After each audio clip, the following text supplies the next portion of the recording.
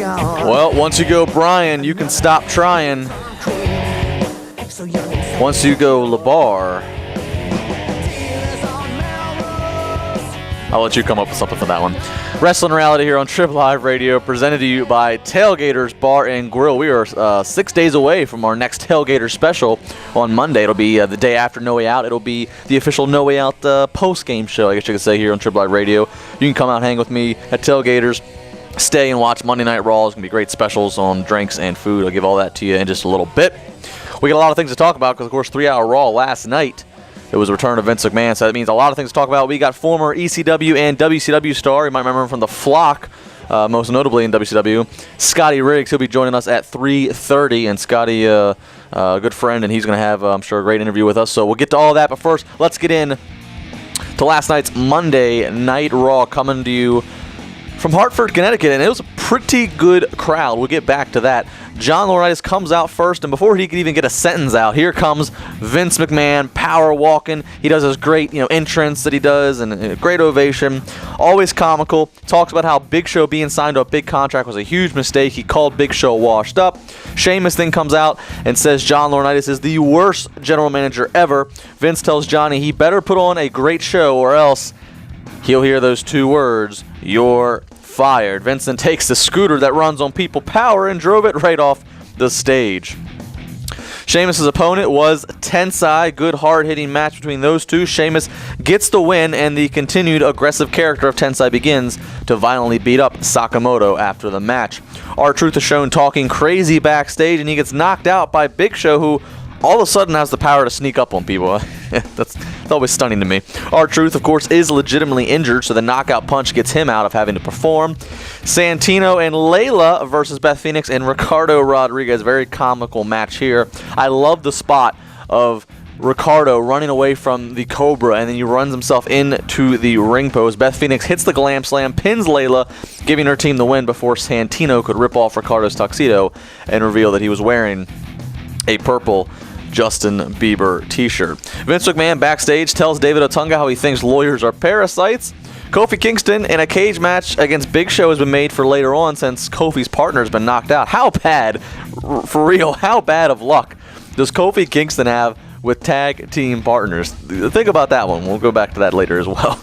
Daniel Bryan comes out, cuts what only Daniel Bryan knows how to do, and that is an awesome promo. And he says, once you go Bryan, there's no point in trying.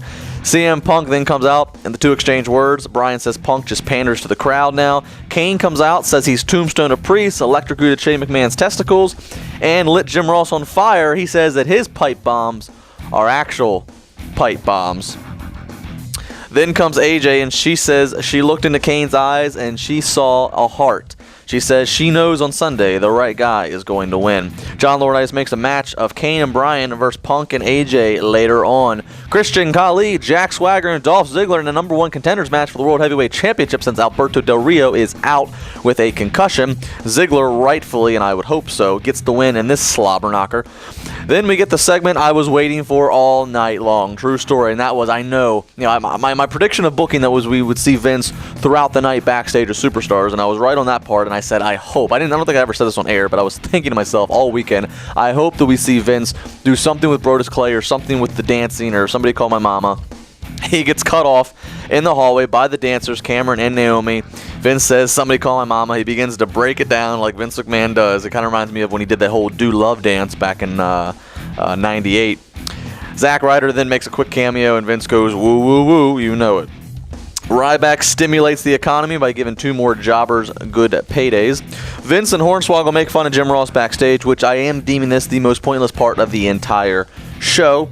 Kofi Kingston versus Big Show in the cage, and Big Show knocks out Kofi, walks out of the cage. I continue to like the build to Big Show, but as John Cena would allude to a little bit later on in the show, this Sunday, everything they've been building the Big Show could be wiped out in a matter of moments, depending on what happens at the No Way Out pay-per-view. Sin Cara versus Kurt Hawkins. I have come, I think, to the conclusion. I'm pretty sure I'm at this conclusion now. Cara has some impressive flips and moves. He was very over in Mexico. He's probably sells some merchandise here in WWE, but he's great in WWE in an exhibition style match where he can basically just be set up by his opponents to do moves. I really don't think, and we really haven't got to see a lot of it because he's been suspended and injured and what have you in his year and a half there. But I really don't know if WWE has the right talent and talent that has the right styles to have an actual storytelling match with Cara that has a true back and forth where he's really on the defensive and there's a more appropriate build. I really feel like his ceiling is simply just to be able to put on flashy moves in an exhibition, but I don't know if we can actually put him in an emotional, especially also because he doesn't really speak English as far as I know. So I mean, they'd have to first off get somebody to be able to talk for him to sell the story. I don't know. I'm really getting at a wit's end here with Sin Cara. Daniel Bryan and Vince backstage with a comical but what felt like a genuine interaction between the two about how Bryan has proved Vince wrong after being fired, and Vince makes a joke about never having done anything in his life. In 18 seconds, he walks off and laughs. Then comes Heath Slater versus the man they call Vader, and at 60 pounds lighter and 50 years young, it's still Vader time. Kane and Bryan versus CM Punk and AJ. Good handicap match, basically, is what it was, before AJ hops into Kane's arms and kisses him. Kane then leaves to take care of his own 18-second business. Punk gets the pin over Bryan and gets the victory for he and AJ. Vince comes out with security guards, and he says it's to escort Big Johnny out because he's getting ready to give him those magical 2 words. Before he could, out comes Big Show, who says Vince wouldn't let him be a giant all these years. He blames Vince for making him act ridiculous and act entertaining, and to be on ESPN getting beat up by, Floyd Mayweather and Shaquille O'Neal. Cena comes out, mocks Big Show. Cena says, if you lose to me, then what? What are you doing then? What's your excuse? Finally, Big Show starts to choke Cena. They all fight off the security, and then Big Show swings, pretty much misses, but they sell it as he hit Vince McMahon with the knockout punch, and McMahon supposedly has concussion-like symptoms. That was a 3-hour Raw. It was not the worst 3-hour Raw they've done. In fact, within the immediate time in the last year, it's probably the best 3-hour Raw they've done. Overall, I like the effort. They worked with what they had. The crowd was exhausted by the end. That is my biggest worry. But to some of the people that are bitching and moaning that was a terrible 3-hour Raw and all this stuff, I'm going to take you to task when we come back. And still to come, 3:30.